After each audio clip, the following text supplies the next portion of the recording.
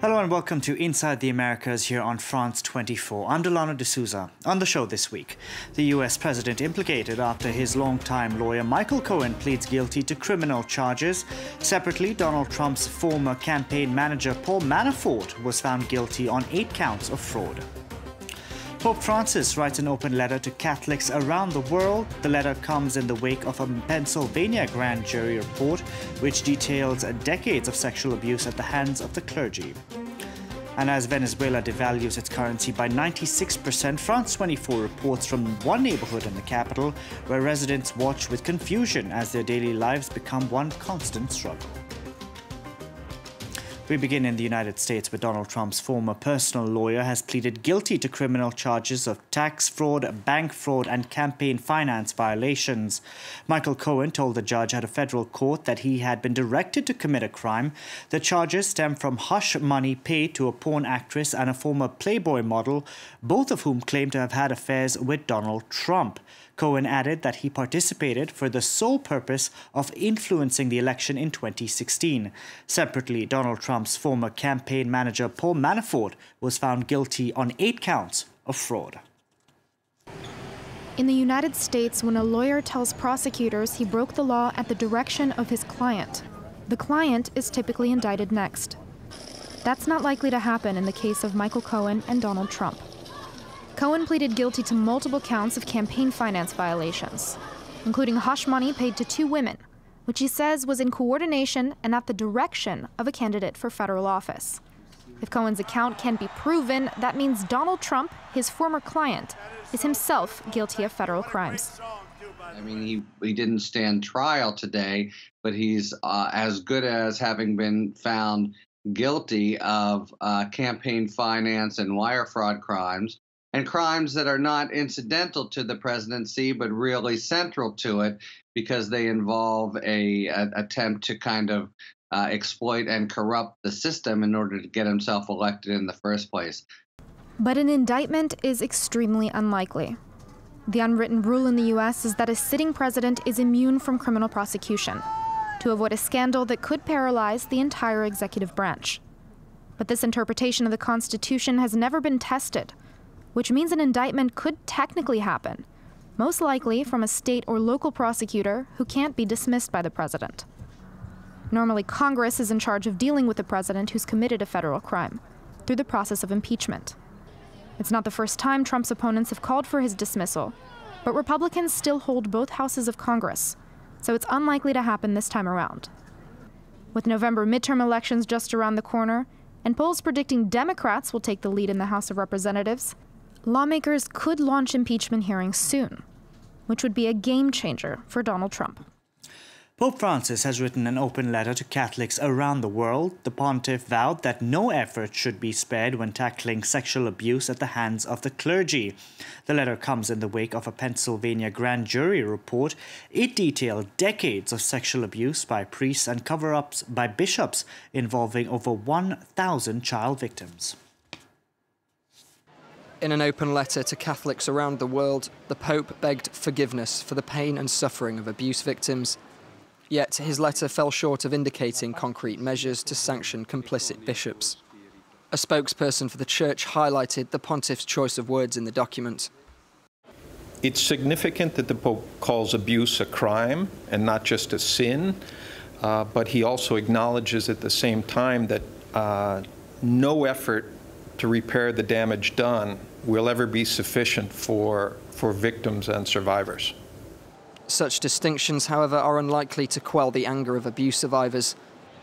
In Pennsylvania on Monday, Catholics and former Catholics responded to the Pope's letter in the wake of revelations about the abuse of over 1,000 children by more than 300 priests over 70 years.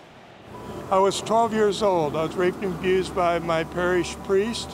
Words, words, words, thoughts and prayers does not make a child safer.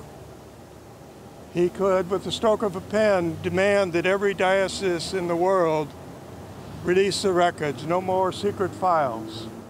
The letter also comes in advance of the Pope's visit to Ireland this weekend, with many in the staunchly Roman Catholic country looking for answers. I'd like him to tell the damn truth. I'd just like him to acknowledge the simple fact of the cover-up and the Vatican's role in it. And that's where then conversations can begin to happen. A solidarity demonstration by survivors is being organised in Dublin during the Pope's visit. Chicha Mariani is our image of the week. The founding member of Argentina's campaigning grandmothers who fought to identify hundreds of children stolen by the military dictatorship has died at the age of 95. She helped reunite 124 stolen babies with their families. To our number of the week next, and it's 96% to be precise. That's the amount the Venezuelan currency has been devalued. The president, Nicolas Maduro, has been accused of mismanaging the country's economy. France 24 went to one neighbourhood of the capital, Caracas. It used to be a stronghold of former President Hugo Chavez. Residents there have watched with confusion and disappointment as their daily lives have become one constant struggle. France 24's Claire Paccalin reports. Welcome if you come in peace, this sign reads. If you come in war, we'll beat you. Lisbeth grew up here. She takes us to the house she shares with her mother. Como 2 años, más o menos, donde estaba muy crítica la situación. Desde hace 2 años, calculo yo, por lo menos en mi bolsillo me ha pegado aproximadamente desde hace 2 años. A kilo of meat, enough to feed 4 people, costs what she earns in 2 weeks. Mi amor, comíamos carne. Un día comíamos carne, un día pollo. Un día carne, un día pollo. Chuleta, pescado. Lisbeth's mother is a loyal Chavez and Maduro supporter. She doesn't blame either for mishandling Venezuela's economy. Hay que seguir ese legado, pero se han complicado las cosas realmente. Se han complicado, aunque el presidente Maduro busca una manera de hacer todo lo más humanamente posible para seguir llevando nuestro país adelante, pero con el problema que tenemos de la guerra económica que nos ha golpeado duramente realmente. She's repeating President Maduro's claim that foreign powers have waged an economic war on Venezuela. But Lisbeth isn't convinced. No sé si será una guerra económica como dice mi mamá o como dicen otras personas, pero es falta de administración también, me parece a mí, mucha falta de administración de parte de los que están mandando acá en el Estado, pues, en todos los ámbitos, y se supone que si tú tienes el poder, tú tienes cómo buscar las medidas para solucionar. The UN says 2.3 million Venezuelans have left the country. Santiago is losing his teammates. Él y él se fueron a Estados Unidos. Overnight, a man was murdered right next to the stadium.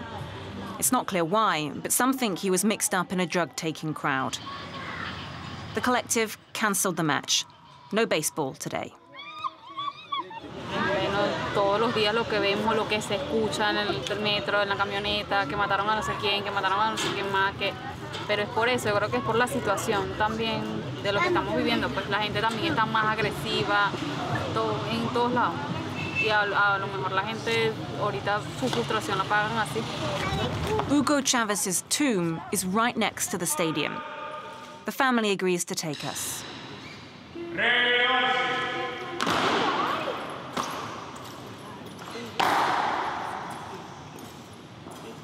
Me pareció bastante emotivo, pues.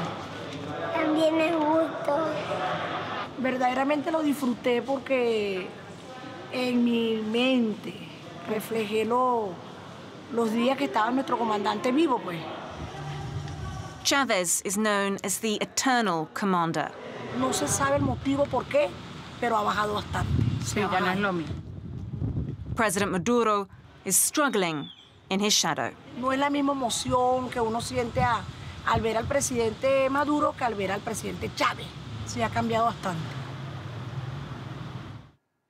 Aretha Franklin died at the age of 76 of advanced pancreatic cancer. The Queen of Soul's death prompted a flood of tributes from her fans, the music industry, as well as current and former US presidents. France 24 takes a look back at her illustrious career.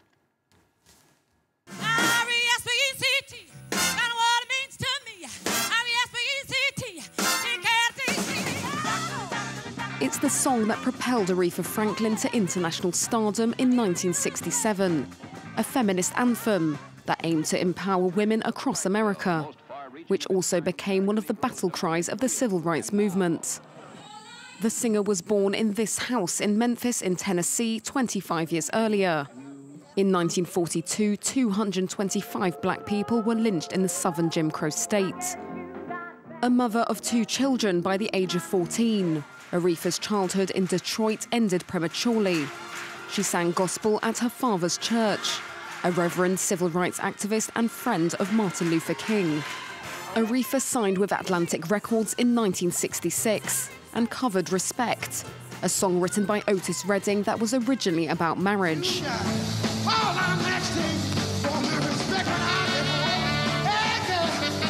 The singer went on to have a string of hits, including Natural Woman,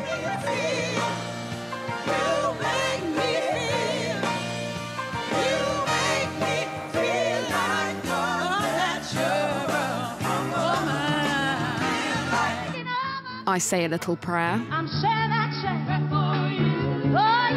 and Think, which was featured in the film Blues Brothers.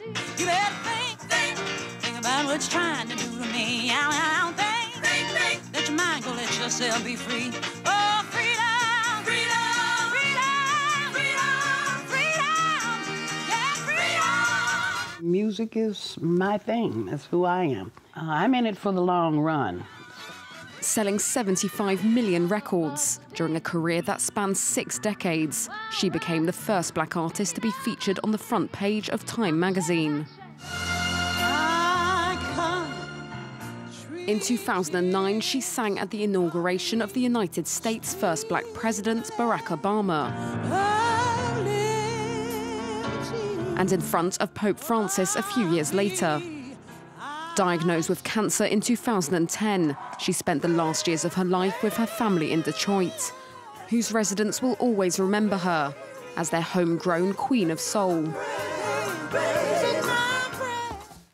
That's it from me, from all of us on the team. Thank you very much for watching.